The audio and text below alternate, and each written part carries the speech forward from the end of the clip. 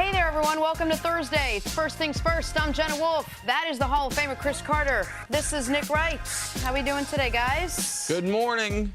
It's definitely morning. We've got everything done but the ring ceremony, it would appear. No, ye with little faith. What is it, 0-131 or something? It's something like that. I'll give you really good odds if you want to pick the Cavs to complete the comeback. I'll take that action. Okay. I will be the first person to do that on record. Right. I'd say 4 to 1's back. fair. Well, that's good news for a man who's got nothing but bad news. Okay. Exactly right. All right, we will discuss. We got 3 hours to do it. But let's start the show with what happened last night. Game 3 of the NBA Finals. And oh, what a difference 24 hours makes when it comes to the NBA Finals and who will get MVP honors. Okay, and other things. Just 24 hours ago, Steph Curry had almost wrapped up the award, locked it up. Then Kevin Durant said, hold my beer. KD, 43 points, including a dagger three-point shot to give the Warriors a 3-0 series lead and almost certainly guarantee a third Warriors title in 4 years. Here is Kevin Durant on whether he thought he had to carry the load with his teammates struggling last night. I didn't think about it at all. I just tried to play hard defense, try to rebound as best as I could. And if my shots were there, I'd just take them patiently and with poise. And I found some good spots, and my teammates did a great job of setting screens for me, setting me up. Coach did a great job of calling plays for me, and I just tried to come through and be aggressive just to do something. Defenses try to plan for him, but when you're 6'11", 7 feet, and you're shooting a hezzy pull-up on the left wing from 27 feet, that's pretty tough to guard. That was amazing what he did out there tonight. Some of those shots, I don't think anybody in the world can hit those but him. He was incredible. I think, CC, Nick, besides LeBron James, no one has been more consistent throughout the playoffs and in the finals in a quiet consistency than Kevin Durant, who when he saw, not that he needed to, but when everyone else was struggling last night, he really stepped up. 43 points. How impressive was his performance last night? 43 points, Jenna, more importantly, on only 23 shots. Not even going to get into the rebounding, not even going to get into the defense. From the beginning of the game, sometime that he was pressuring LeBron in the backcourt. He knew that was going to be a challenge, even though they went through multiple switches. But Kevin Durant, this is one of the greatest players in the world. Let's forget some of the other things. It's one of the greatest players in the world. It's a perfect situation for him. He is not a guy that wants necessarily the limelight or wants to be the leader, but he just wants to play basketball. He says it all the time, and that's what he's been able to do at Golden State. He doesn't have to worry about that. Steph not playing well. Clay not playing well. Kevin Durant, on the world's biggest stage, Kevin Durant showed why he's the basketball player that he is. Second best in the world. And he doesn't have to play backseat to Steph Curry. He doesn't have to play backseat to Draymond Green.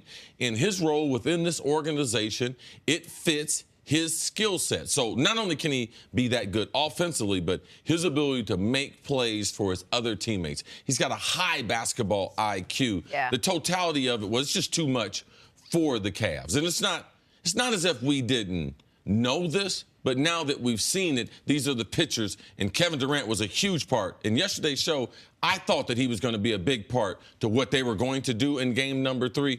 Proved to be true. I thought he would have a significant performance than Steph Curry, and he led the way. Yeah. Jenna, you said in the Great Open that, what a difference 24 hours makes. What a difference 2.5 hours makes. Because in the pregame show, right before tip-off, Jeff Van Gundy referred to Steph Curry as the Warriors' best player. Said this is the type of thing you need from your best player.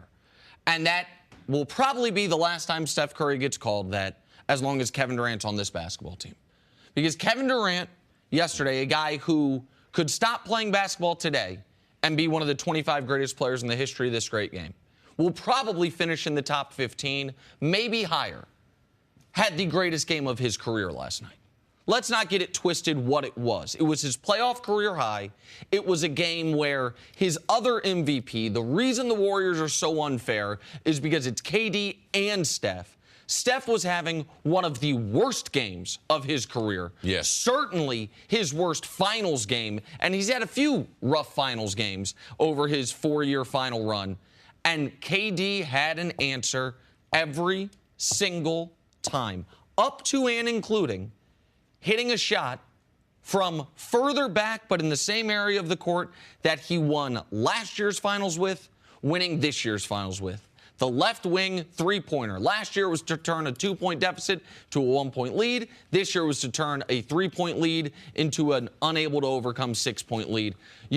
Listen, we will spend the better part of 3 hours today talking about how brilliant he was.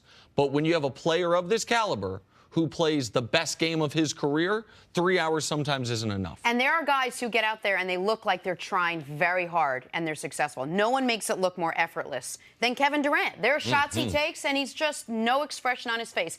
And CeCe, I've been fighting you on this the whole season, that Kevin Durant needs to step up. He needs to be a leader. We need to see more from him. Why isn't he? And you kept saying this is not who the guy is. He just wants to go out and play basketball. And last night he did the thing that you say he is. He performed exactly the way he is. He didn't need the leadership or the limelight or the rah-rah or any of it. Went out and scored an effortless 43 points. Right. I think the steal shot of Kevin Durant, after he makes the three, he takes like 3 steps. And then you see Draymond Green yapping, and you see Steph Curry yapping. Steph's and a KD. front runner. And KD just a steal. Stoic look. I mean, man, it was just. I don't know what look it was, but I know, to me, that's going to be the look that I'm going to remember from Kevin Durant. Now, you talked about LeBron being robbed of the iconic moment. Man, I don't know what's going to happen the rest of Kevin Durant's career, but that moment right there, that face, that look that he had among all the chaos with all the pressure and how he steps through. There it is. Man, this is what he wants, man. Like, he wanted that moment. He comes to the game. I watched the press conferences. Nick, you and the staff kind of make fun. I watch what guys wear. Man, Kevin Durant wears the same thing almost. I know it's not the same thing, but a gray Nike sweatsuit. Every once in a while, have on a Nike black hat. Man, he's not looks here like for... a high school kid going to an AAU tournament. It's a hooping uniform for when you're off the court. Yeah, I'm here to work. Exactly. And when I get done with that uniform, I'm going to put these sweatsuit back on because that's what he's comfortable. That sweatsuit, that's what he's comfortable in, Jenna. He's comfortable playing on a team with a bunch of stars. That's the reason why he left OKC. Now, I'm going to tell you, it's LeBron James's fault. It's LeBron James's fault, the reason why KD's in Golden State.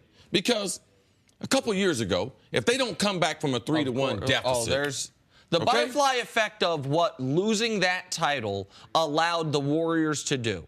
The butterfly effect of what the Thunder blowing the 3-1 lead, followed by the Warriors blowing the 3-1 lead, that allowed, it needed a perfect set of circumstances. We don't even have to get into the NBA Player Association not letting them smooth the cap and all these other things that allowed this to happen. But what it's allowed to happen is the greatest collection of talent in NBA history. And while it has made finals anticlimactic, while it's made a fact that in these last 2 years, LeBron has averaged 35, 11, and 10 in the finals, and he's now 1-7 in those finals as far as the individual games. The only reason that I can, to be totally honest, stomach any of it, because I enjoy the competition of it, I enjoy the finals to be competitive, is because we got a moment like this. If last night's game someone won the game.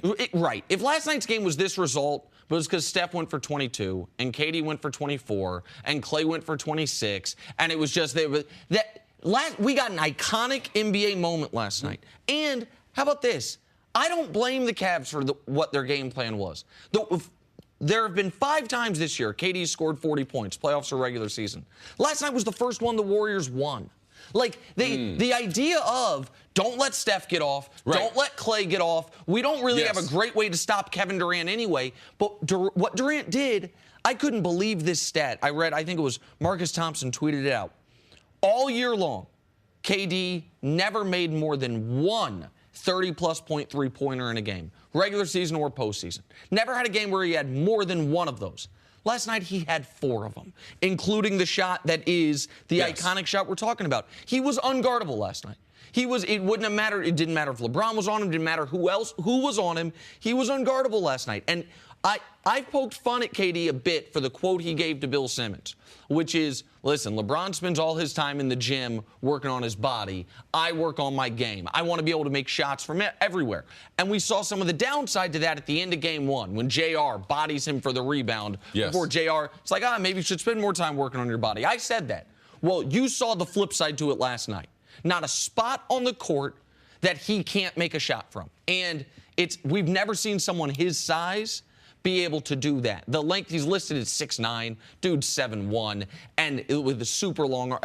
You watch him and you just say, if he's hitting shots, there's nothing you can do. It was the best game of his career last night. Kevin Durant goes for a playoff career-high 43 points as the Warriors win 110-102. They're now up 3 games to none. For the second straight year. In the best of 7. Coming up, let's talk about this from the other side. What went wrong for LeBron and the Cavs last night? Next on First Things First. At Buffalo Wild Wings, we'll admit that we often go overboard with our limited time offerings. We just can't help ourselves. Take our new signature sampler. For $15, you get wings and 3 shareable options, like fried pickles or cheese curds. Then there's our aptly named over-the-top nachos, a literal mountain of crispy tortilla chips loaded with your choice of pulled pork or honey barbecue chicken, corn, jalapenos, and more. Then top it all off with our new platinum margarita. Go overboard with us today at Buffalo Wild Wings. Wings, beer, sports. Available for a limited time while supplies last. Please drink responsibly. Back here on First Things First, we'll get to the Cavs' survival plan. But first, KD finding a cutting Iggy who takes one dribble before dunking on Tristan Thompson. Iggy made some nice passes in this game as well. The ball movement, even though he was refusing to shoot the basketball, the way he helps it move when he's out there, you saw the difference. NBA players talk about his basketball IQ, and you could see the reason why they want him there in that tough spot. Questionable to even play Game 3. Play the game, maybe, of the series. Kevin Durant, the dagger 3 from way downtown like it was nothing. See, you described the look on his face as stoic. It almost looks like relief right there. I mean, whatever it is, like it's not your typical reaction. Right. He went through a couple different phases. The first one was like relief, and then afterward was like, I mean, this is what I'm here for? Yeah. Sign me up. Okay. Yeah. This is. What do you do when you have no one to pass the ball to? You pass it to yourself. Right, LeBron? I mean, doing this in the NBA Finals is just comedy. Yeah, KD decides to repeat what happened last year. LeBron decides to do the same thing. He did this last year in the NBA Finals. Amazing play, amazing athlete, understanding where the ball is going to come off. Made it look easy. And the NBA counts that as a missed shot and a rebound. They got to adjust that. Well, you can't, because you got to make it a legal play. Because you can't throw a pass to yourself. Well, so you got to give them a. That's fine. See? You still got to adjust it. Yeah, you like that? I like it. it. I got sports smarts. Sports smarts. Yeah, you can read a book and all that kind of stuff. But all right, more on Game 3 from last night. LeBron James held up his end of the proverbial bargain, 33 points and a triple-double. Only issue, Kevin Durant had 43 points, including that big-time 3 from deep to give the Warriors a win and a commanding 3-0 lead in this series. Here is LeBron on facing this juggernaut Warriors team. The margin of error is very low. I mean, you can't, it's almost like, playing the Patriots. You just can't have mistakes. They're not going to beat themselves, so, when you're able to either force a miscue on them, you have to be able to capitalize, and then you have to be so in tune and razor sharp and focused every single possession. You can't have miscommunication. You can't have laws. You can't have my faults or my bads and things like that, because they're going to make you pay. And when they make you pay, it's a 3-0 or 6-0 or 9-0 run, and it's and it comes in bunches. So the room for error is you just can't have it. You said something really key earlier. You felt better about this game because it wasn't every guy on the Warriors hitting 20 to 30 shots. It was sort of a well-played game up until the end. What did the Cavs do wrong? Why couldn't they pull this one out? I would say there are 2 major keys. One is in the second half, outside of LeBron and Rodney Hood, the whole team was 4 of 19 from the field. Like, in the second half, Rodney Hood played well. LeBron was good. By his standards, probably a little worse than he would like. By anyone else's standards, very good. And no one else could hit a shot. But in the first half, and see, you and I were talking about this during the break, like, we're replaying the Kevin Durant 3 at the end of the game. Yes. The Kevin Durant 3 at the end of the first half to cut it from 9 to 6. The Cavs who came out with the flurry. I talked yesterday ad nauseum. When the Cavs have beaten the Warriors over the last 2 years in Cleveland, they've punched them in the face in the first quarter. They did that, and left the first quarter with a 1-point lead because they couldn't close the first or the second quarter, and in the second half they couldn't hit shots. All that plus LeBron, by his standards, what was that, a B-level game?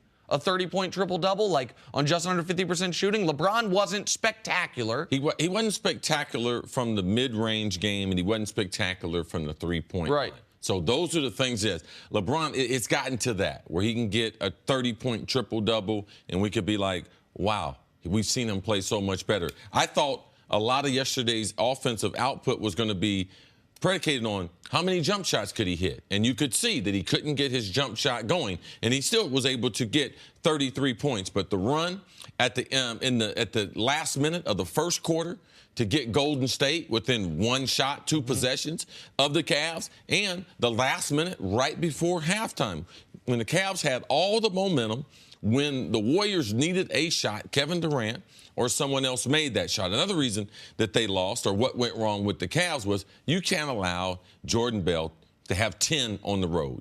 10 points. You can't allow JaVale McGee to have 10 points when Iguodala also is going to give you 8 or 10 and make some very, very heady basketball plays. So when you give away that type of productivity, these are the role players. On the road, right, and especially late in the game, the last thing, the problem for the Cavs, late in the game, LeBron plays the whole fourth quarter, 12 minutes, gets 12 points.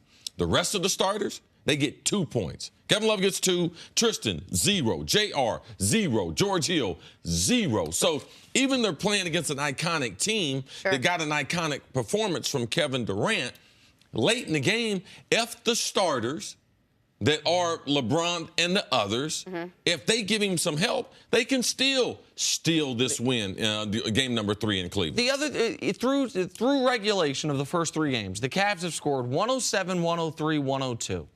So, like, their offense, even though LeBron's not getting the help, LeBron's been good enough individually offensively that they have scored around enough points to win. But you've allowed in regulation 107, 122, 110. You got to hold this Warriors team under 105. Period, point blank. And by the way, the one game that they've beaten the Warriors in the last 2 years in the finals, the defense didn't show up in that game either. That was the game where the Cavs had 86 points in the first half, where they hit an NBA Finals record 24 threes. This was your thing about them all year long. When you were saying that they are not going to be able to flip a switch, and you were more skeptical about even in the Eastern Conference playoffs, but LeBron said it. The point you've been making about the defense, point I've been making, which is you have to play 46 minutes of connected defense, and the Cavs have trouble playing 26 minutes. How did Jordan Bell get his points? He's just wide open dunks. JaVale McGee, wide open dunks. They didn't communicate on switches. They gave those guys easy baskets. So the Warriors score 110 when Steph can't hit a shot and Clay can't hit a shot. Because they focus so much on trying to stop KD and Steph, and they didn't spend so much time, obviously, adjusting defensively. But how do you respond to LeBron coming out and trying really early on to get the other guys involved, as opposed to saying, I got to do this. This is on me tonight. Let me get myself going first before everyone else. That is the typical LeBron game, and it worked well for them. These role players, JR got off to a great start. Man, Kevin Love, the energy plays that he was making, shot the ball well early. You need those guys to play well early in the game to get their LeBron, he can get going at any point in the game. So that was the right game plan, Jenna, to allow the role players. That's the reason why they had a small first quarter lead. That's why they had a half-time lead, was because of the way that these role players got off, and Ty Lue making the bench move as far as bringing Rodney Hood in. Those were all very, very good moves. But they ran into an iconic performance of Kevin Durant. But didn't we talk about how important it was for the Cavs, like you mentioned yesterday, to get out to a strong first quarter? The games they've won, they've dominated the first quarter, and I wonder if maybe he should have done a little bit more in the first or come out a little hotter. Listen, I know we're going to do this to LeBron, that we're going to parse it. LeBron last night had his 5th career finals 30-point triple-double. No one else in the history of the league has more than 1. In fact, the history of the league, not LeBron, has combined 4 How many does 30-point Michael Jordan triple-doubles. have? He's gotten none. Oh. He's got Steph's got one, Magic's got one, James Worthy has one, and there's one that I'm leaving And out. LeBron's LeBron's got 5. Like, there it is. Jerry West. Oh, Jerry West in Game 7 of a game he lost. That's the list. 30-point finals, triple-doubles. LeBron had one last night, and we are going to pick apart his game. The 1-3 LeBron hit all night was to cut it from 4 to 1 inside of 2 minutes. Like, yeah, it would have been nice if LeBron had 45, and they needed him to have 45, but we can't expect him to have 45 each night. Right. We talk about the iconic performance. We talk about the 43 Durant had. But, Jenna, the other thing, LeBron in the first quarter, he got guys involved. Kevin Love had 7. I think J.R. had 7. But the theme of the game, Kevin Durant. Kevin Durant had 13 in that first quarter to keep Golden State. He was the only Golden State Warrior that was playing well. So LeBron did the right thing, but Kevin Durant, he was the answer to all questions. Kevin Durant, big time for the Warriors last night. Steph Curry was not. Coming up, why is there so much less pressure on Steph than LeBron? That's next on First Things First. Time for some stories to start your morning. No? Also time for some free agency talk. Among the many possible LeBron destinations, the Lakers. According to reports, LeBron and Paul George will discuss teaming up on the Lakers next season. What do you think, Chris? How good would that Lakers team be? I believe they got to add at least a couple other little role players, but they're young. They got some good prospects, good assets. Man, I don't believe San Antonio is as apt to trade Kawhi to the Lakers as they would trade him to the East if they were to trade him. But what about Kawhi, Paul George, LeBron? Well, Kawhi, Paul George, and LeBron would be that's not something. even... Well, that's the Chris putting a little spin on it. And there's more than meets the eye there. Let me put it like that. Chris is not pulling that out of total thin air. Maybe a little thin air, but not total thin air. But here's the thing: when people say, "Is LeBron and Paul George, would that be enough?" Man, if LeBron plays at the level he played at this year, one other legitimate each and every night all-star would be far better than what he has in Cleveland. And what he's had in Cleveland has them to the NBA Finals and competitive in 2 of the 3 games. I don't think it's the best situation, but it wouldn't be a bad one. Instantly, they're better defensively. So LeBron would have a chance. All right, moving on to another potential LeBron destination. According to reports, the Sixers believe that Brian Colangelo had no knowledge of the burner Twitter accounts. Colangelo has claimed he was, quote, fully unaware of these accounts. Nick, as hard as it is for me to believe, can Colangelo escape with his job? Man, it seems like there's a possibility. Now, he and his father combined in the NBA, they're going on 60-plus years, 0 titles in those 60-plus years, so they've got some job security, unlike most NBA families. Listen, I reread the Ringer story last night.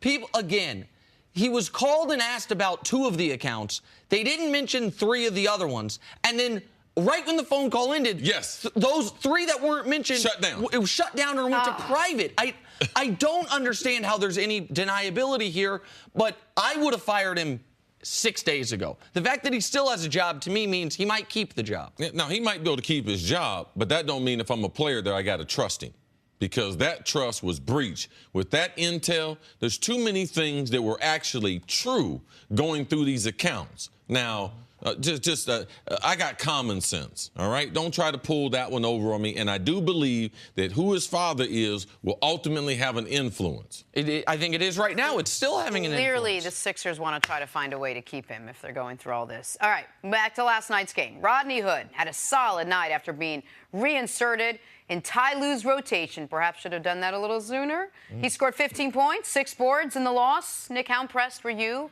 with Hood's performance? Listen, Hood was arguably the 3rd best player on the Cavs last night, certainly their best bench player, and he gave them good minutes. I didn't blame Ty Lue for taking him out of the rotation. He was really, really bad against Indiana.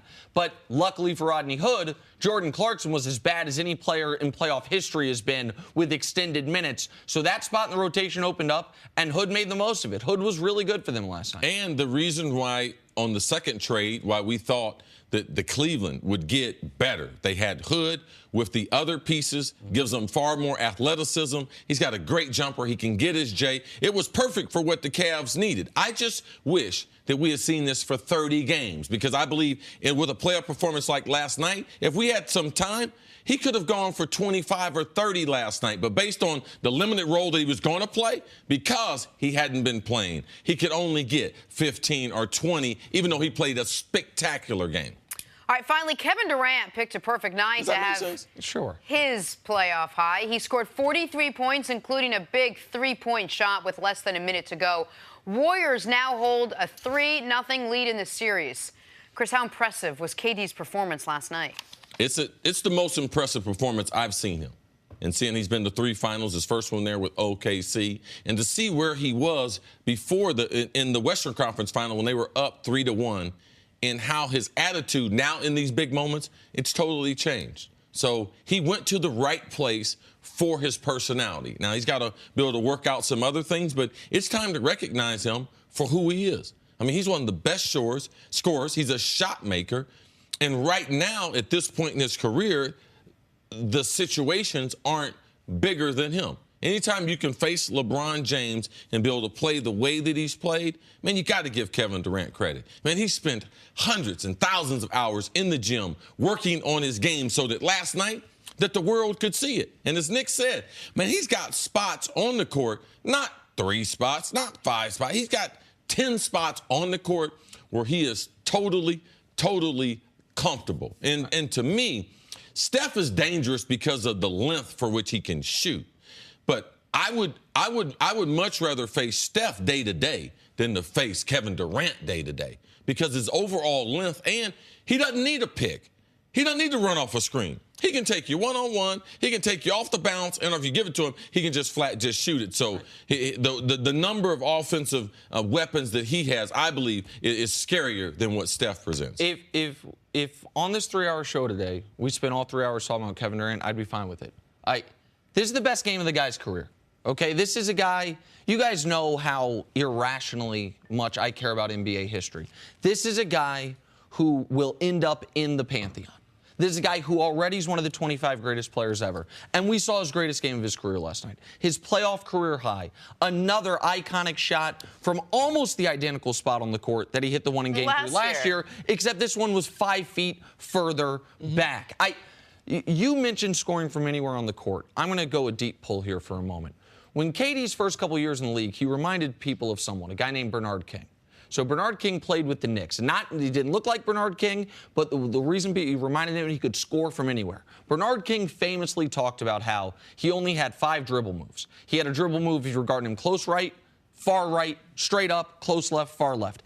And he would pick 17 spots on the court. He would only practice from those 17 spots. So for him, it was all a math equation. Which of my 1 dribble moves do I need? Which of my 1 of 5? Which of my 1 of 17 spots? So he said, Bernard King said, look at my highlights. 95% of my points came from, I can draw them for you on the court. You know what KD's spots are? Every inch inside 35 feet. He doesn't have a spot he needs to get to. He will see where the defense is guarding him and say, whatever spot is easiest to get to, I will go get there. And he's played in 13 career finals games. He scored 25 points at least in all 13 career finals games. He's been great, man. There's 3 levels of scoring the basketball. That's at the rim, in the paint. There's intermediate, which being the jump shot, and beyond the 3-point arc. And he is great at all 3. Now, there is no one else in the NBA that can say they're great at all 3. He's the only player. He's the only player that can say he's great at all 3. And last night, he was the only player that was great for the Warriors. While KD was having his monster game, things weren't going quite as well for all his other teammates. Steph Curry, for example, was not so good, only scoring 11 points. He only hit 1 3-pointer.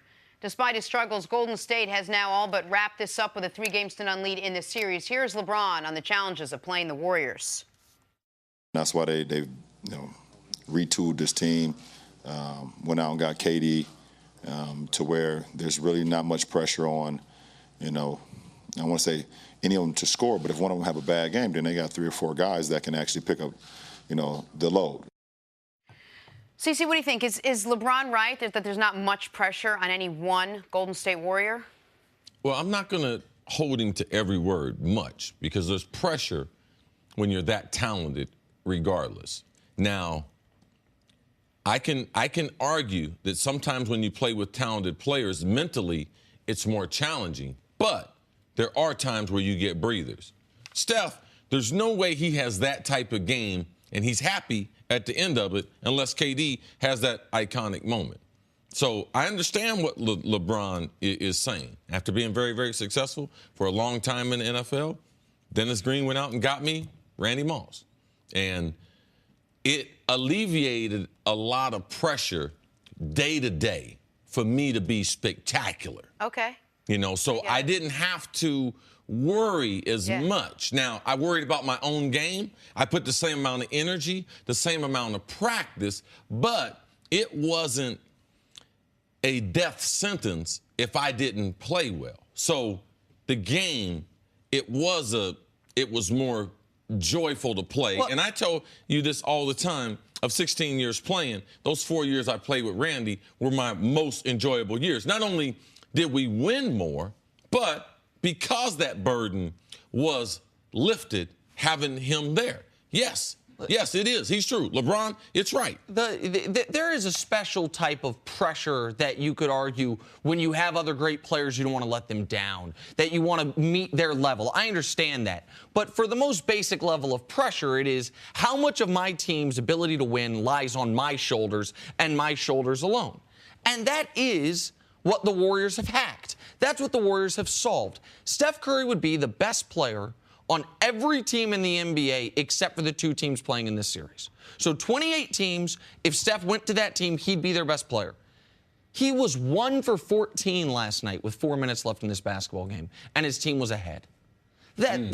That's impossible. It isn't. There is not another team that could have a guy that good be that bad. He was having a historically bad finals game. First time in 21 finals games he didn't hit multiple threes. Well, first time. First time he was 0 for 9 from 3. He was approaching the John Starks 0 for 11. He had Van Gundy and Jackson talking about what's the worst finals games anyone has ever had. That was the discussion. For a guy who came into the game, as I'll mention it again, in the pregame show, he was called the Warriors' best player. Yep. He was the overwhelming Vegas. He went into the game, according to Vegas, 10 times more likely to win Finals MVP than Kevin Durant. He has the worst, forget Finals game, playoff game of his career, and they win anyway. If you go into it, think about the opposite of that. LeBron has the 5th 30-point triple-double of his career, only the 9th in NBA history. It's only been done 9 times. He's done it 5. 4 guys done it once. And what's the narrative around him this one? Didn't do enough. LeBron goes 33, 10, 11. Didn't do enough. Yep, didn't make enough jump shots. Steph made 1 3 at the end of the game, made 1 big play for them to put them up 4, and that was enough. That's the difference. Just a quick question about Steph and what happened last night. He just doesn't play well on the road, or hasn't been. As a professional athlete, what's the mindset when there's nothing, he's not hurt, there's no pressure on you to have to carry, you don't have to win, it's not a must-win game, but to come out and be so cold, seemingly, and just not able to really get anything going? Well, Jen, the only way to describe it is because there is more pressure playing on the road. Steph has not performed under those moments great. Like he hasn't. There's no technique. There's no reason from a strategy standpoint. Right. He's missing the same shots that he was making when they're at home. Steph, and that's why people like to say that he's a front runner. That when they have the lead or when they're playing at home, like he's out there shimmying, doing all types of things like this. But you talk about what a luxury. The game Steph Curry had last night where he has 11 points. I want you to guess when the last time LeBron won a game where he scored 11 points. His team. Oh, I mean, it can't be it's not this run in Cleveland. No. Maybe not early in Miami. No. Let's go December 5th, 2008 against the Pacers. December 5th, 2008. LeBron scores 11 points and he won a game. That's the same thing that Steph Curry does in the final. Jenny, you bring up a great point, great stat there. 20 and 21 finals game. This is the only game that he didn't hit multiple threes and still is not the butt or still not part of the criticism. Right. That's the luxury that Steph and the Warriors have. I talked yesterday about how Clay has the luxury of getting paid like a superstar because he is, and we never talk about No Clay's pressure. legacy. Yeah. That Clay, when he plays great, it's a bonus. Yep. When he doesn't play great, no one's like, how does this affect Klay Thompson's legacy? Steph does have a legacy to discuss. KD does, LeBron does. But here's the luxury of the Warriors. This game last night is reminiscent of what LeBron did in 2011 against the Mavericks. Now, Steph didn't look scared the way LeBron did in that series, but statistically speaking, it's reminiscent of one of those Maverick games.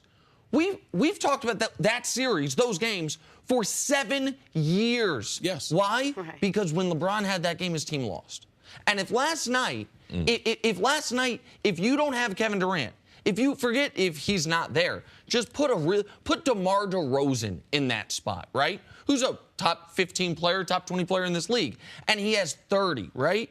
You lose, and everyone this morning's killing Steph. The luxury of being able to go into a game saying, yes, I'd like to win Finals MVP. Yes, I'd like to be great, but I don't have to be. Conversely, LeBron has had Steph had an 11-point game, they won. LeBron had a 51-point game, his team lost. Like that's when LeBron is saying going into a game and not having the pressure that it's all on you, that's what he's talking about. Steph Curry, 1 for 10 from 3, 11 points in last night's win over the Cavs. All right, coming up, will Friday's Game 4 be LeBron's last in Cleveland as a Cav? And someone from our staff will be at that game. That's next on First Things First. Here on First Things First, let's go over LeBron James' to-do list during these NBA Finals, shall we? Play 46 minutes a game? Check. Score more than 37 points a game? Check. Win any games? Hold on, we haven't done that yet. Wow. LeBron, shade on the Kang. LeBron currently staring at the brink of losing his 6th NBA Finals and perhaps playing his last game as a Cav in Cleveland. Chris Carter, any chance LeBron James stays in Cleveland with the Cavs on the verge of being swept? No. I mean, why would he stay? I mean, the chance that LeBron, I told Nick before this season started, and we might always be on different sides of this, but I might be persuaded. But LeBron can't afford no more loss in the finals. Like, LeBron needs some wins. And now this one right here, 3-5 now, this would be 3-6. Like, no, he don't need to stay there because how much better is he going to get as a basketball player? Because they can't get better. They got the, ninth pick? Eighth pick. And all their guys are locked up. Yes, and they're an older roster. The style doesn't work. This is a super team that they're going against. Now, in the normal circumstances, if Kevin Durant was in OKC and Golden State was themselves as they exist, yeah, Cleveland would be in the running. But let's not, the talent, the existing non-relationship that he's got with the owner, a working relationship, right, Nick, you would call it. And I want to win more championships. Like, yes, these are the things for LeBron. So, no, he can't do that in Cleveland. He's done more than enough for any one player being from the state of Ohio coming back and providing that one championship that they did 2 seasons ago. But, no, I don't see him staying there. There are better options for him for his basketball career because this is what this is about. This is about basketball. And I believe that, man, he's got to leave. He can't stay there any longer. Dan Wetzel of Yahoo Sports wrote an article late last night talking about the history of Cleveland sports. There's the fumble. There's the drive. There's Jose Mesa. And then he added a new one, the incompetence. And he's talking about having LeBron on your roster for 11 years. For 9 of those 11 years, he's the best player in the sport. And you get 1 title out of it. Miami had him for 4, got 2 out of it. The absolute inability the first time around to surround him with any all-star caliber players. Yes. And the absolute inability the second time around to retain your GM and then retain your all-world point guard that will now end up with him leaving twice. That's one Dan Gilbert has to own right on his chest because Dan Gilbert got a reprieve because he was lucky that he owned the team that not only won the lottery, he wasn't the owner when they won the lottery, but won the lottery that got LeBron, and most lucky that he owns the team closest to Akron, so LeBron came back, and now he's going to lose him again. Nick, how important, personally, just from LeBron's camp, losing David Griffin, what did that do for them in the domino effect? I think it was doubly bad. Here's why. One, they thought it was a betrayal because LeBron signs a multi-year deal for the first time after they win the championship. So this past offseason was the first one that LeBron couldn't threaten to leave. And this is the offseason that the owner, once again, is too cheap to retain his GM. Since Dan Gilbert has owned this basketball team, every GM he's ever hired has been there for either shorter than his first contract or just his first contract. He's never extended a GM. He's never gotten to a second contract. LeBron won a championship with David Griffin, trusted David Griffin. They don't bring him back, even though David Griffin wants to come back. And LeBron's people believe, so therefore I think LeBron believes, I haven't spoken to LeBron about this specifically, but that if David Griffin's there, Kyrie's still there. And if Kyrie's still there, they think all of this is different and that they are more competitive and that they maybe they're the ones up 2-1 in these NBA finals, as great as Golden State is. And so will LeBron leave? Absolutely. Does he have a perfect place to go? No. I've been saying this for 2 months. The only team that fit-wise, you're like, that is perfect, is Portland. But he's not going to Portland. They don't have the cap space for it. They have the roster. You're like, oh, 2 great shooters. You can play. That one works. But so Philly is an option. Houston is an option. LA is an option. None of them are.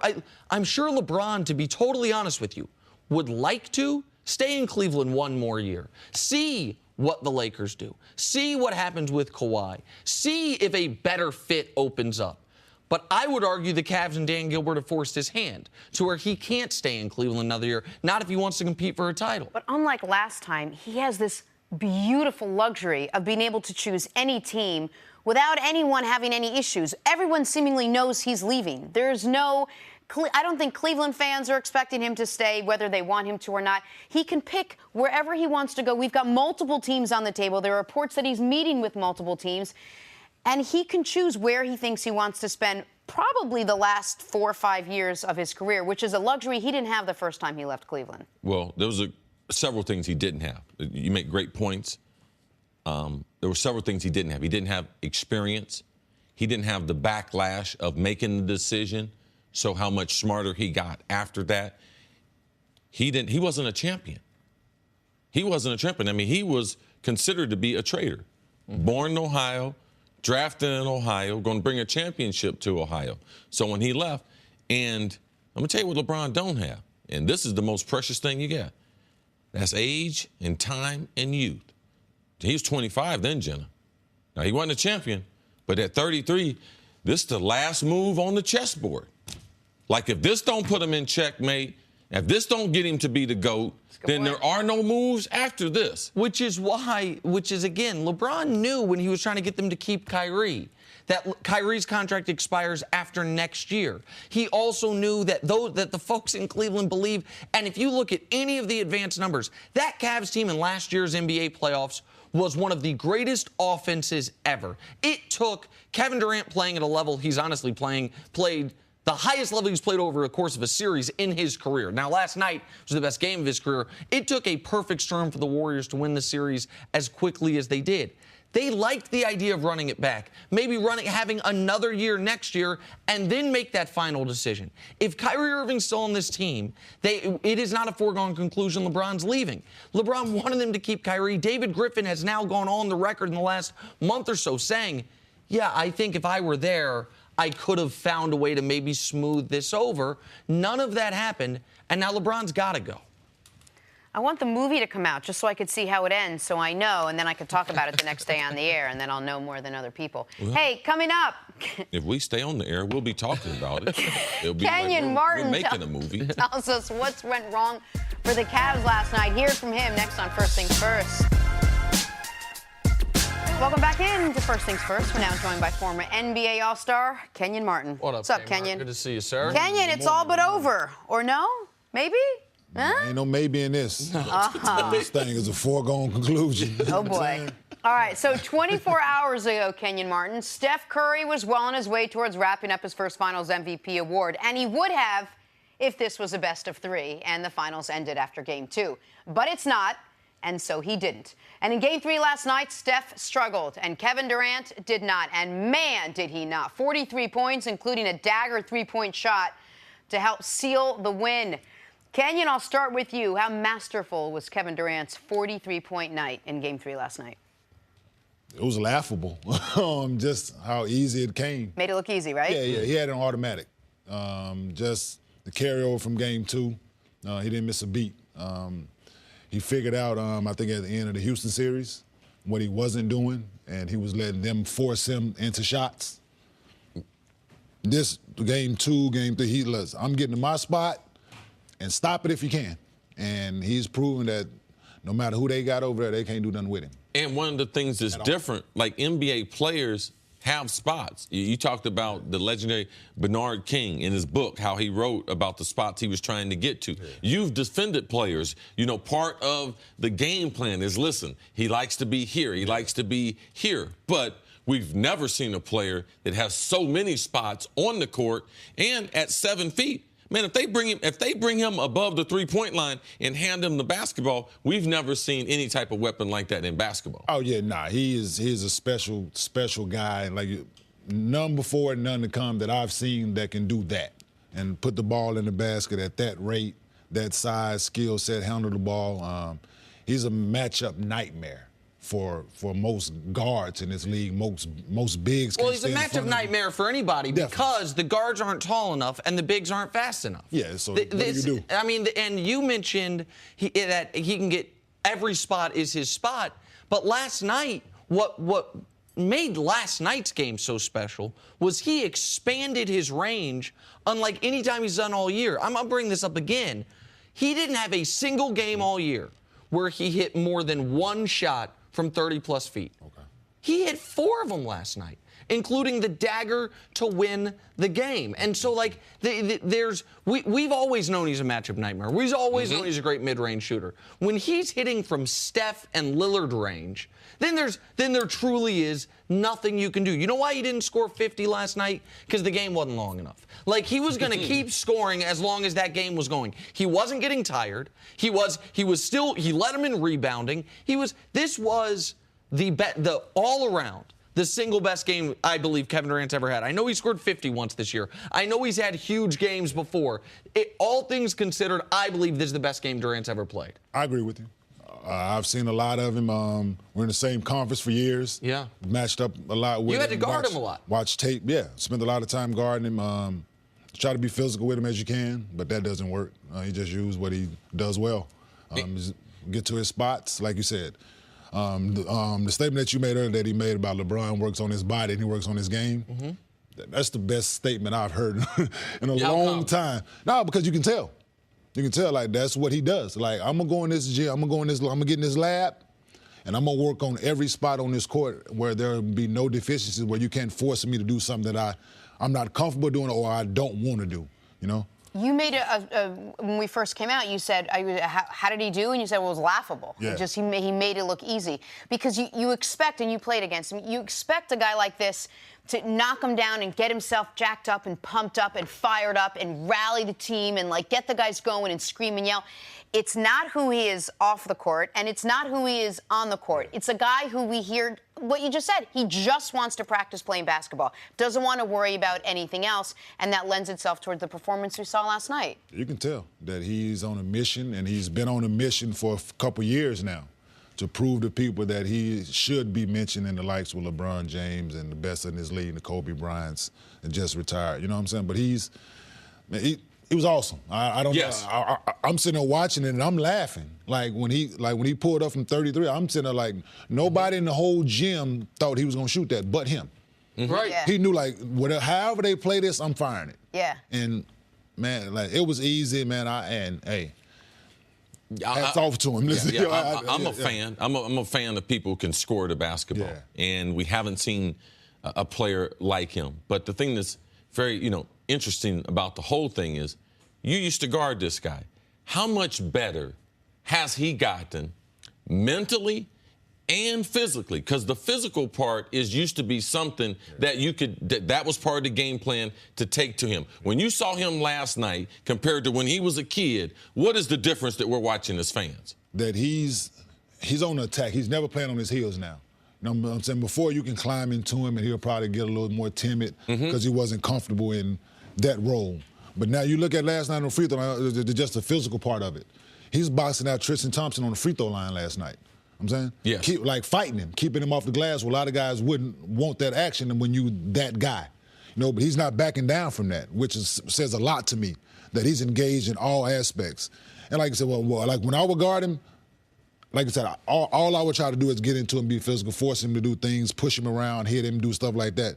But now none of that bothers him because he's so locked in at what he's trying to accomplish. And that's win championships, and you can tell.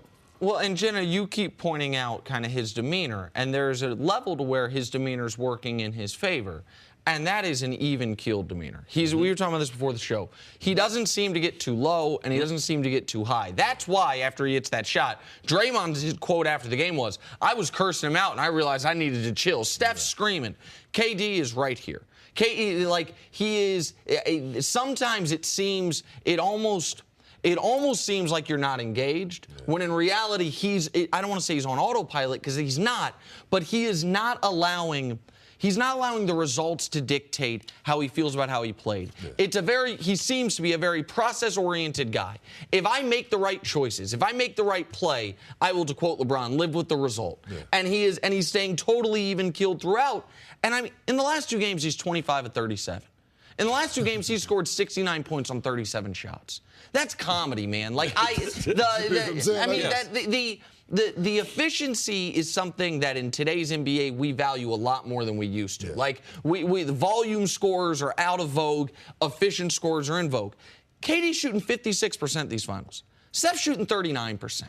Like, Steph went into that game yesterday, everyone forgot that through 3 quarters of game 2, KD was far better because Steph had the amazing 4th quarter. And then KD reminded everyone how much better he's been this series last night. So we spent all day yesterday and the day before talking about how Steph had the NBA Finals award just locked up, MVP award locked up. How quickly has that now shifted?